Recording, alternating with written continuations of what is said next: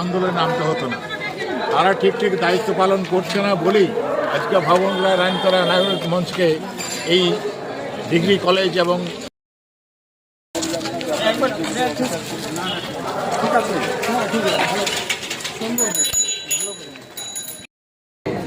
যদি তোর ডাক শুনে কেউ না আসে তবে একলা চলবে, একলা চলবে, একলা চলবে। ভগবান গোলায় সরকারি ডিগ্রি কলেজ প্রতিষ্ঠা 15 বছর সময় দেখতে পাচ্ছি এই মমতা বন্দ্যোপাধ্যায়ের সরকারের সময়ে শিক্ষা ক্ষেত্রে আমূল পরিবর্তনের জন্য, শিক্ষা ক্ষেত্রে উন্নয়নের জন্য তুলে দেবো। ওখানে একটা ছোট্ট সভা হবে ভগবানগোলা এলাকায়। 17টা উচ্চ মাধ্যমিক বিদ্যালয় থেকে ভগবানগোলা 2 নম্বর ব্লক থেকে শুরু করেছি আমাদের এই পদযাত্রা। এখন